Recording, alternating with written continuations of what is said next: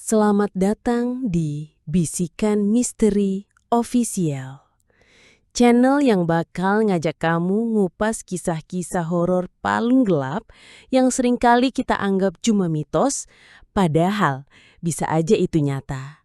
Dan malam ini, giliran kamu yang ngerasain bisikannya. Tenangkan pikiran kamu, karena setiap cerita di sini bukan buat ditakutin, tapi buat dihayati. Karena semakin kamu dengarkan, semakin kamu sadar. Yang gak kelihatan itu, kadang cuma sejengkal dari belakangmu. Dan inilah kisah malam ini. Saya menginap di Losmen Malioboro, tapi tengah malam ada suara yang terus panggil nama saya dari kamar kosong. Jangan lupa, kalau malam ada yang manggil, jangan dijawab. Nama gue Tina, mahasiswi semester akhir dari Jakarta yang lagi ngerasa suntuk banget sama kehidupan kampus dan skripsi yang gak kelar-kelar. Jadi waktu ada waktu kosong beberapa hari, gue mutusin buat cabut sebentar. Gak jauh-jauh sih, gue pilih Jogja. Alasannya karena murah, gampang dijangkau, dan yang paling penting, Jogja tuh punya aura yang beda. Adem, tenang, tapi juga penuh kenangan. Dan jujur aja, gue pengen ngilang sejenak dari rutinitas yang makin hari makin ngejebak kepala gue sendiri. Karena niatnya pengen liburan hemat, gue cari penginapan yang murah, tapi deket Malioboro, biar gampang kalau mau keliling kota atau cari makan malam. Setelah scroll-scroll di salah satu aplikasi booking online, gue nemu satu losmen yang dari fotonya sih lumayan oke. Bangunannya model lama, tapi kelihatan bersih, dan ada beberapa review bagus juga. Walaupun ada beberapa yang bilang lokasinya agak serem malam-malam. Tapi gue mikir, yaelah itu paling karena jalannya sepi doang. Lagian gue udah biasa tinggal di Jakarta yang horornya bukan makhluk halus, tapi realita hidup. Hari itu gue sampai Jogja sekitar jam 2 siang. Naik kereta ekonomi dari Pasar Senen yang penuh banget, tapi untungnya dapat duduk. Begitu turun di stasiun Tugu, gue langsung jalan kaki ke arah losmen yang udah gue booking. Gak jauh kok, cuma sekitar 10 menit nyusurin gang kecil yang lumayan adem karena rindang pepohonan tua di pinggir jalan. Tapi makin deket ke losmennya, suasananya makin... gimana ya? Bukan horor sih, tapi kayak ngerasa balik ke masa lalu. Semua bangunan di sekitar losmen itu tuh model lama. Rumah-rumah tua dengan pagar besi berkarat, jendela kayu lebar, dan dinding yang udah mulai kusam. Losmen yang gue tuju pun berdiri agak terpisah. Ada di ujung jalan kecil dan cuma ada satu papan kecil bertuliskan Losmen M. Nama lengkapnya gak jelas karena sebagian hurufnya udah pudar. Begitu sampai di depan losmen itu, gue sempat berhenti dan lihat sekeliling. Hening banget. Gak ada suara kendaraan, gak ada suara orang ngobrol, bahkan suara burung pun kayak gak ada. Tapi ya udahlah, toh ini cuma buat tidur beberapa malam, pikir gue. Jadi gue dorong pintu kayu losmen itu yang agak berat dan berbunyi krek pas dibuka. Begitu masuk, langsung kecium bau khas bangunan tua. Campuran antara kayu lembab, debu, dan mungkin juga kenangan yang udah lama terkurung. Di balik meja resepsionis kecil duduk seorang ibu parubaya pakai daster batik, rambut digelung, dan pakai kacamata minus tebel. Dia senyum tipis pas lihat gue datang. "Selamat siang mbak, sudah booking ya?" Tanyanya pelan. Gue angguk dan sebutin nama. Si ibu langsung ambil buku tamu, nyuruh gue isi, dan ngasih kunci kamar dengan gantungan kayu yang besar banget. Gue sempat lihat kunci itu ditulis kamar 07. "Kamarnya di atas mbak, naik tangga, belok kanan, paling ujung," katanya sambil nyodorin kunci. Lalu dia nambahin satu kalimat yang bikin gue sempat nahan napas. "Kalau malam ada yang manggil, jangan dijawab ya mbak." Gue langsung nengok. "Manggil gimana bu?" Dia cuma senyum tipis, tapi matanya tajam. "Ya kadang suka ada yang iseng, tapi jangan dijawab. Apapun yang kedengaran cukup dibiarin aja." Jujur, gue sempat merinding. Tapi karena mikir mungkin ini cuma cara khas orang-orang daerah buat nakut-nakutin tamu baru, gue balas dengan ketawa kecil dan bilang, "Siap bu, saya cuekin aja ya." Dia cuma ngangguk. Gue naik ke lantai 2 sambil membawa koper kecil yang rodanya berisik banget di lantai kayu. Tangga losmennya sempit dan cuma cukup 1 orang. Di dinding-dindingnya dipasang lukisan jadul, ada gambar sawah, kereta kuda, dan 1 lukisan yang agak aneh. Perempuan pakai kebaya duduk di kursi rotan sambil natap lurus. Lukisannya gede dan digantung pas di ujung tangga. Tatapannya tajam. Gue sempat melipir dikit waktu lewat depan lukisan itu. Entah kenapa. Begitu sampai di kamar 07, gue masukin kunci dan dorong pintu pelan. Suaranya nyeret, berat banget. Dalamnya kamar sih sesuai ekspektasi. Kamar standar, 1 ranjang single dengan sprei warna putih pudar, meja kayu kecil di samping, lemari tua, dan cermin segi 4 yang digantung di tembok. Ada jendela besar juga yang langsung ngadep ke gang kecil belakang losmen. Gue buka jendela, tapi yang kelihatan cuma dinding bangunan lain dan atap genteng berlumut. Gue taruh tas, terus tiduran sebentar. Suara kipas angin di atas kepala muter pelan, kayak mengiringi hening yang tebel. Tapi anehnya, di kamar itu gue kayak ngerasa gak sendirian.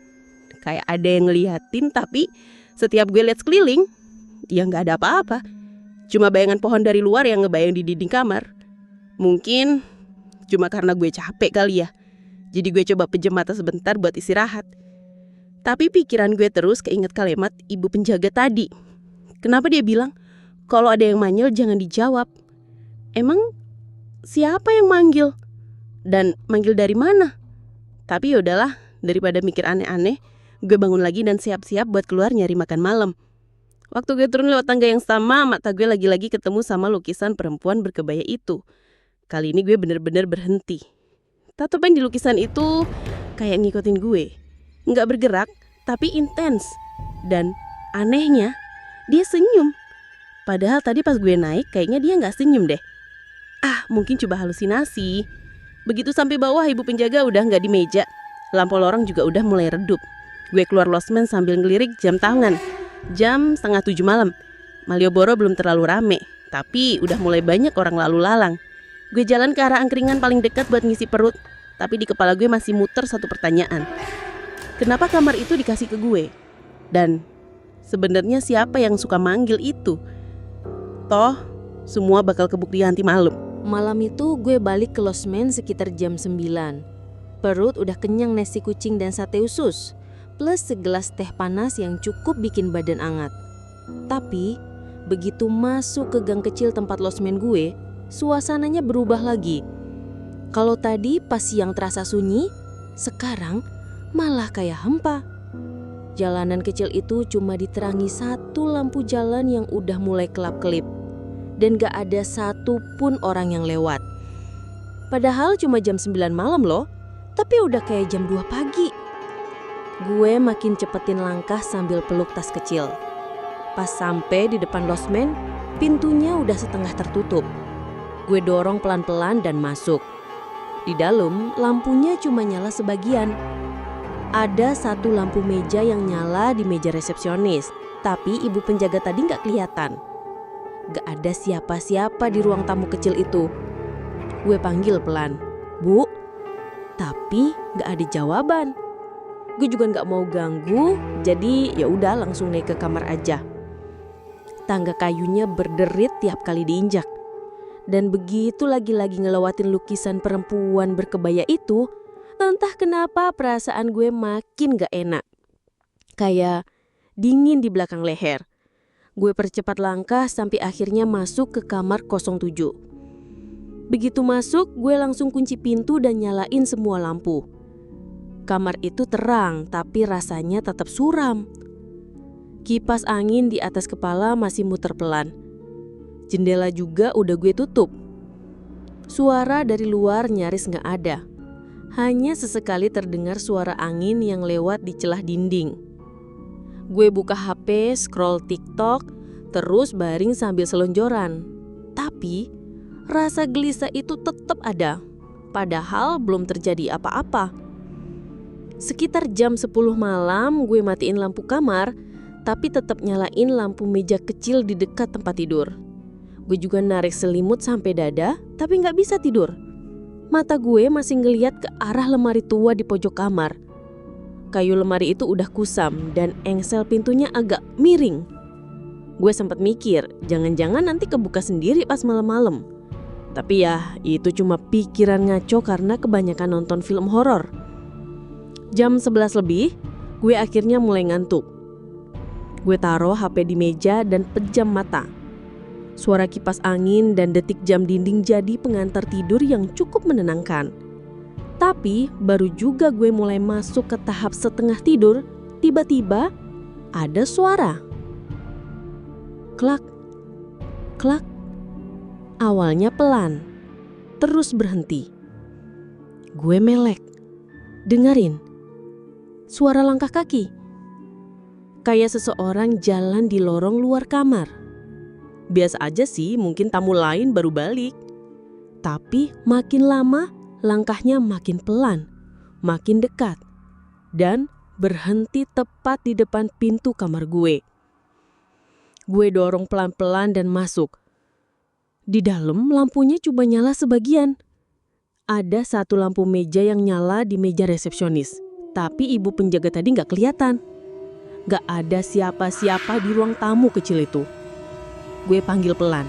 Bu, tapi gak dijawaban. Gue juga gak mau ganggu. Jadi ya udah langsung naik ke kamar aja. Tangga kayunya berderit tiap kali diinjak. Dan begitu lagi-lagi ngelewatin lukisan perempuan berkebaya itu, entah kenapa perasaan gue makin gak enak. Kayak dingin di belakang leher. Gue percepat langkah sampai akhirnya masuk ke kamar 07. Begitu masuk, gue langsung kunci pintu dan nyalain semua lampu. Kamar itu terang, tapi rasanya tetap suram. Kipas angin di atas kepala masih muter pelan. Jendela juga udah gue tutup. Suara dari luar nyaris gak ada. Hanya sesekali terdengar suara angin yang lewat di celah dinding. Gue buka HP, scroll TikTok, terus baring sambil selonjoran. Tapi rasa gelisah itu tetap ada. Padahal belum terjadi apa-apa. Sekitar jam 10 malam, gue matiin lampu kamar. Tapi tetap nyalain lampu meja kecil di dekat tempat tidur. Gue juga narik selimut sampai dada. Tapi gak bisa tidur. Mata gue masih ngeliat ke arah lemari tua di pojok kamar. Kayu lemari itu udah kusam. Dan engsel pintunya agak miring. Gue sempat mikir, jangan-jangan nanti kebuka sendiri pas malam-malam. Tapi ya, itu cuma pikiran ngaco karena kebanyakan nonton film horor. Jam 11 lebih, gue akhirnya mulai ngantuk. Gue taruh HP di meja dan pejam mata. Suara kipas angin dan detik jam dinding jadi pengantar tidur yang cukup menenangkan. Tapi baru juga gue mulai masuk ke tahap setengah tidur, tiba-tiba ada suara. Klak, klak. Awalnya pelan, terus berhenti. Gue melek, dengerin. Suara langkah kaki. Kayak seseorang jalan di lorong luar kamar. Biasa aja sih, mungkin tamu lain baru balik. Tapi makin lama, langkahnya makin pelan, makin dekat, dan berhenti tepat di depan pintu kamar gue. Gue duduk pelan di ranjang, nahan nafas. Telinga gue pasang baik-baik, tapi suara itu hilang. Gak ada langkah lagi, gak ada suara apa-apa. Tapi 5 detik kemudian, terdengar sesuatu yang lain. Tok, tok, 2 kali ketukan. Gue langsung berinding, tapi yang mungkin emang orang mau nanya sesuatu. Mungkin ibu penjaga, atau tamu lain. Gue jalan pelan ke arah pintu, tapi gak buka. Cuma nempel di belakangnya dan bertanya pelan. Siapa ya? Gak ada jawaban. Hening. Tapi tiba-tiba gue dengar sesuatu dari kamar sebelah. Tepat di sisi kiri kamar gue. Kamar nomor 05. Ada suara kayak air keran nyala pelan. Tapi jelas. Kayak suara air ngalir dari keran di wastafel. Gue tempel kuping ke tembok. Dengerin. Dan gak cuma suara air. Ada suara langkah juga di dalam kamar itu. Padahal siang tadi Ibu penjaga bilang kamar nomor 05 itu kosong, gak dipakai. Oke, di titik ini gue mulai ngerasa gak beres. Gue mundur dari pintu, duduk di kasur sambil peluk bantal. Gue coba yakinin diri sendiri, mungkin ada tamu baru yang baru masuk. Mungkin kamar itu akhirnya dipakai lagi malam ini. Tapi kenapa ibu penjaga gak bilang? 15 menit kemudian, suasana kembali tenang. Gak ada suara langkah, gak ada ketukan, gak ada suara air. Gue udah mulai tenang walaupun tetap susah tidur. Gue ambil HP, lihat jam, udah jam 02.15. Gue coba tidur lagi, tapi baru juga gue mulai masuk ke tahap setengah tidur, tiba-tiba ada suara. Bukan langkah, bukan air, tapi suara yang manggil nama gue. Tina, Tina. Gue langsung melek, nadanya pelan, serek. Kayak suara perempuan, kayak orang bisik-bisik dari kejauhan. Tina, Tina. Jantung gue langsung berdetak kencang. Suara itu kayak dari luar kamar atau dari kamar sebelah. Tapi entah kenapa, suaranya bisa jelas banget. Kayak ada yang ngomong langsung di samping telinga gue. Gue langsung bangun, duduk di kasur, pegang HP dan nyalain senter. Suara itu hilang. Gue jalan pelan ke arah pintu, tempel kuping. Gak ada suara. Tapi begitu gue jalan ke arah jendela, suara itu muncul lagi. Tina, buka pintunya, ya? Gue langsung balik badan. Suara itu bukan dari luar, bukan dari kamar sebelah, tapi dari dalam kamar gue sendiri. Gue langsung panik. Mata gue muter ngeliat ke sekeliling. Gak ada siapa-siapa. Tapi hawa di kamar itu tiba-tiba jadi dingin banget. Nafas gue keluar uap. Dan gue sadar satu hal. Gue gak pernah nyebut nama gue ke siapa-siapa di losmen ini. Bahkan di buku tamu gue cuma tulis inisial. Ibu penjaga pun manggil Mbak dari tadi. Terus kenapa makhluk itu bisa tahu nama gue? Dan kenapa dia manggil gue nyuruh buka pintu? Gue gak tidur sampai pagi. Gue diem di pojok kamar sambil bawa HP dan senter nyala terus. Suara itu gak muncul lagi. Tapi entah kenapa gue ngerasa kayak diliatin terus. Dari mana aja gue gak tahu. Tapi tiap sudut ruangan ini kayak ada yang berdiri. Gue baru sadar kamar ini bukan sekedar bangunan tua. Ada sesuatu di dalamnya. Dan suara itu mungkin baru permulaan. Kali gue pejam mata, suara itu kayak muncul lagi di kepala.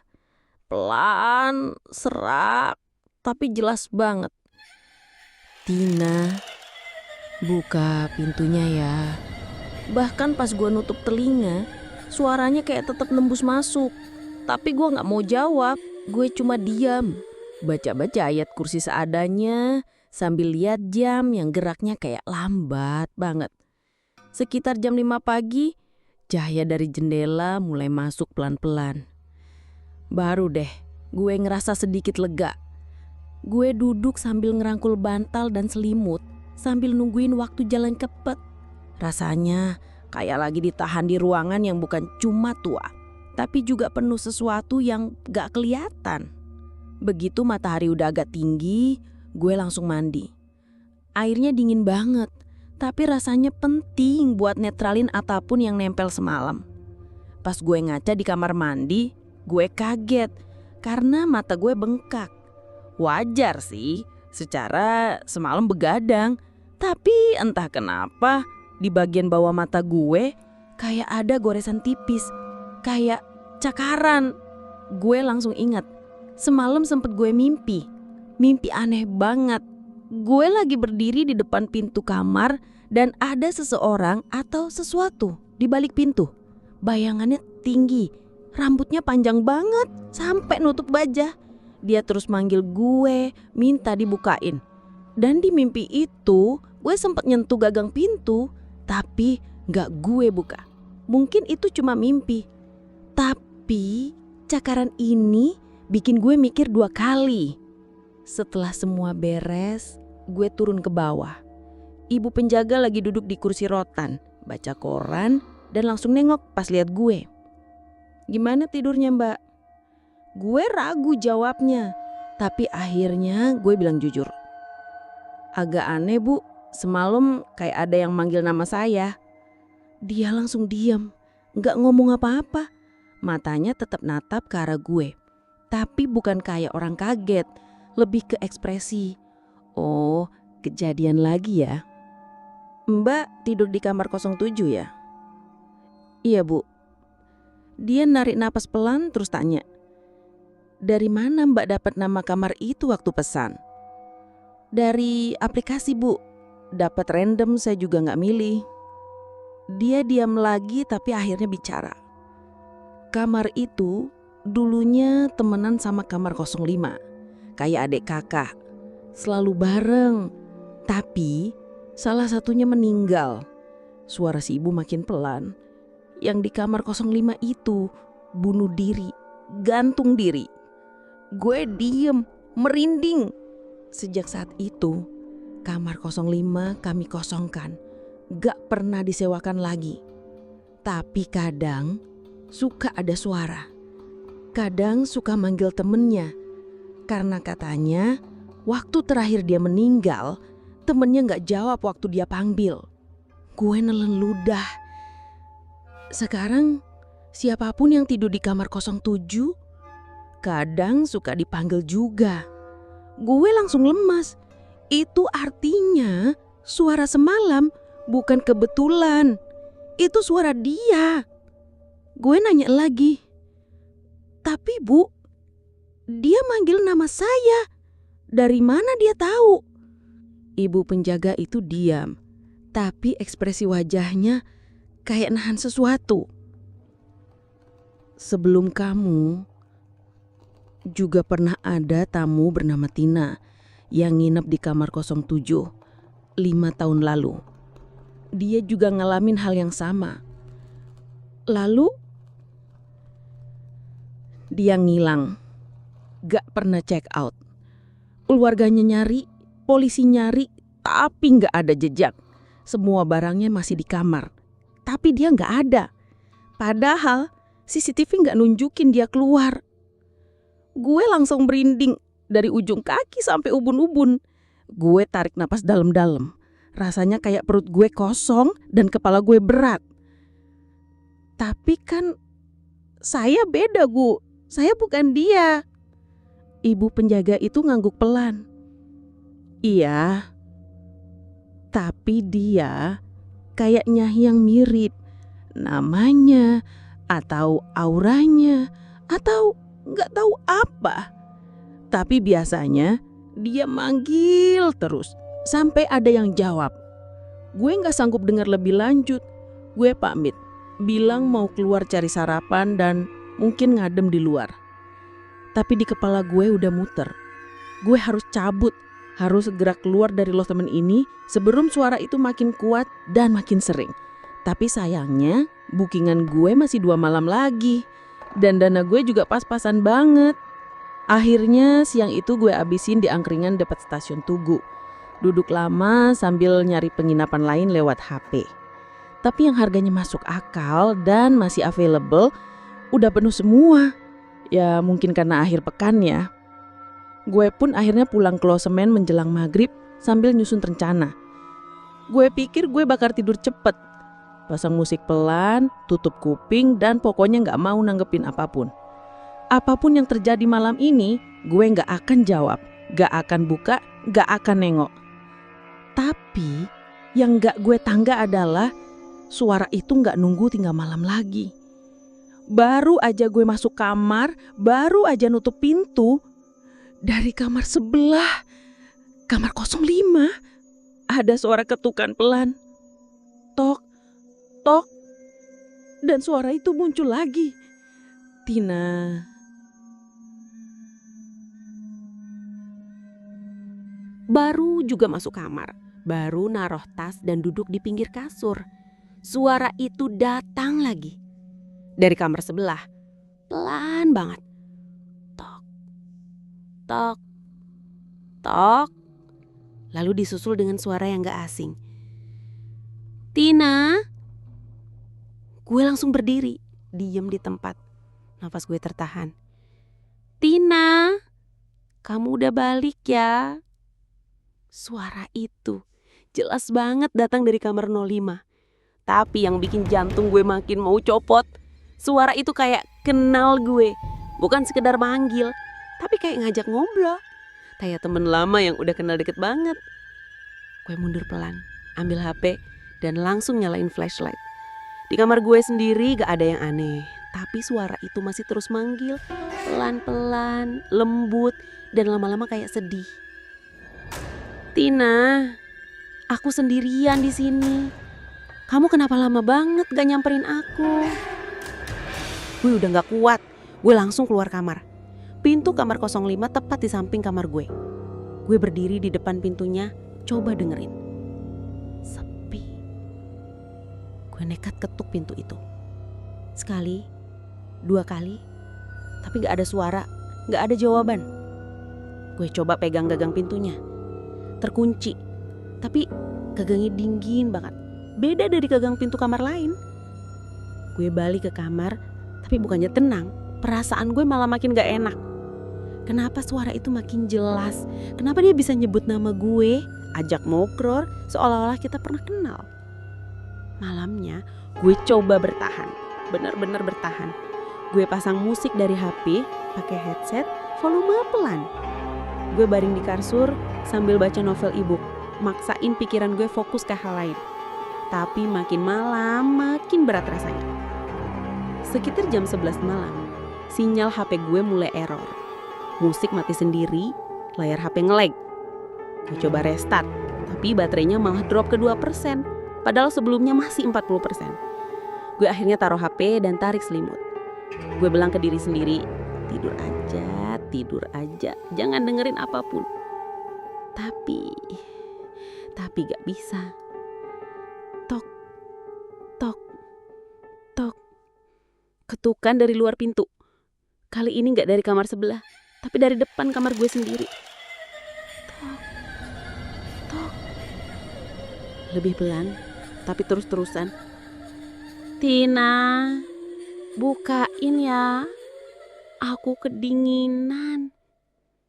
Gue langsung berdiri, lari ke pojokan kamar. Bawa bantal, selimut, dan senter. Duduk ngerarpet ke dinding sambil dengerin suara itu terus-terusan manggil. Tina, aku temen kamu. Ingat gak? Kita sering ngobrol sore-sore di depan kamar. Kamu janji kan ninggalin aku. Tina, aku cuma mau bareng kamu. Jangan tinggalin lagi. Suaranya pelan. Tapi nadanya berubah. Dari yang awalnya lembut, lama-lama kayak mohon, terus berubah jadi marah. Tina, jangan diem aja. Kamu janji sama aku. Gue udah gemeteran, tangan gue dingin. Gue nutup telinga, nunduk dan baca apapun yang gue inget. Doa, ayat, bahkan lirik lagu. Yang penting bisa nutup suara itu. Tiba-tiba ada suara klik. Suara gagang pintu kamar gue bergerak sendiri. Gue lirik ke pintu, kuncinya masih di posisi terkunci. Tapi gagangnya goyang. Aku masuk ya Tina. Aku kangen kamu. Gue benar-benar ngerasa ini udah bukan mainan. Ini udah nyata. Gue harus pergi, harus keluar dari kamar ini, harus keluar dari losmen ini sekarang juga. Tapi gue takut buka pintu, takut dia ada di depan sana. Akhirnya gue nunggu sampai suara itu benar-benar hilang. Gue gak tahu jam berapa, mungkin udah lewat tengah malam, mungkin udah jam 2 atau 3. Tapi suara itu perlahan menghilang. Gak ada ketukan lagi, gak ada suara. Tapi di balik semua itu ada satu hal yang baru saja gue sadar. Di bawah pintu kamar ada bayangan kaki. Bayangan itu diam di situ lama banget. Kakinya nggak pakai alas. Cuma berdiri, diem, tanpa gerak. Dan yang bikin lebih serem lagi, bayangan itu bukan cuma 2 kaki, tapi 3. 3 bayangan kaki, 1 di antaranya menghadap ke arah sebaliknya. Kayak orang berdiri ngebelakangi pintu, tapi kepalanya mungkin nengok ke arah gue. Gue gak tahu, dan jujur gue gak mau tahu. Gue nahan nafas selama hampir 5 menit. Gak gerak, gak ada suara, gak ada apapun. Lalu pelan-pelan bayangan itu bergerak menjauh dan hilang. Gue baru berani tidur menjelang subuh. Badan gue drop. Kepala gue berat banget. Gue akhirnya pingsan di lantai masih ngerangkul bantal dan selimut. Dan pas gue kebangun, ada goresan nama gue di cermin kamar. Tulisan samar, tapi jelas. Tina, jangan pergi lagi. Gue gak ingat gimana akhirnya bisa tidur malam itu. Yang jelas, gue bangun dengan badan pegal-pegal dan sinar matahari udah masuk lewat celah gorden Amar. Langit Jogja yang biasanya cerah, pagi itu mendung dan agak suram. Gue sempat mikir, mungkin cuma mimpi. Mungkin cuma halusinasi gue doang. Tapi waktu gue ngaca di wastafel, gue langsung kaku. Di leher gue ada bekas merah. Seperti bekas tangan kecil, cekikan yang samar tapi jelas membekas. 5 jari kecil kayak tangan anak kecil. Gue langsung muntah ke wastafel. Gak pakai mikir panjang, gue buru-buru beberes, mau balik ke Jakarta. Gue udah cukup liburan, cukup pengalaman mistis, cukup banget. Tapi pas gue keluar kamar, gue ngeliat sesuatu yang bikin lutut gue lemes. Pintu kamar 206 yang semalam terbuka, sekarang tertutup rapat. Tapi yang bikin aneh, di depan pintunya ada sesajen. Kayak yang biasa dipakai di upacara Jawa. Bunga melati, kembang 7 rupa, dan potongan ayam hitam kecil. Di sampingnya ada foto kabur, udah kuning. Tapi dari seragam yang dipakai itu foto anak SD. Dan di balik foto itu ada tulisan kecil di kertas coklat tua. Jangan panggil namanya. Dia masih mencari ibunya. Gue langsung turun ke bawah. Ibu penjaga losmen lihat gue panik, tapi dia cuma angguk pelan, seolah udah ngerti. Tanpa basa-basi, dia bilang, kamar itu emang harusnya udah ditutup, tapi semalam kuncinya hilang, jadi kebuka. Maaf ya Mbak Tina, kadang dia manggil yang baru datang. Gue pengen marah, pengen teriak, tapi bibir gue kaku. Mau lapor ke siapa? Polisi. Orang-orang pasti bilang gue lebay atau cuma ketakutan karena nonton film horor kebanyakan. Akhirnya gue keluar dari losmen itu bawa koper sambil gemetaran.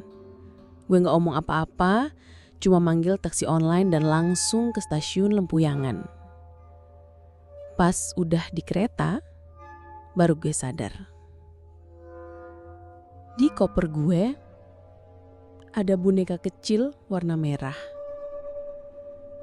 Boneka kain dengan mata kancing dan senyum aneh. Gue gak punya boneka itu. Gue bener-bener gak pernah bawa. Tapi di leher boneka itu ada pita kecil bertuliskan, "Makasih udah nemenin aku semalam Mbak Tina." Gue langsung buang boneka itu ke tempat sampah di gerbong kereta. Tapi sampai sekarang setiap kali gue mimpi, gue dengar suara kecil manggil nama gue dari kejauhan. Suara yang sama kayak di losmen itu.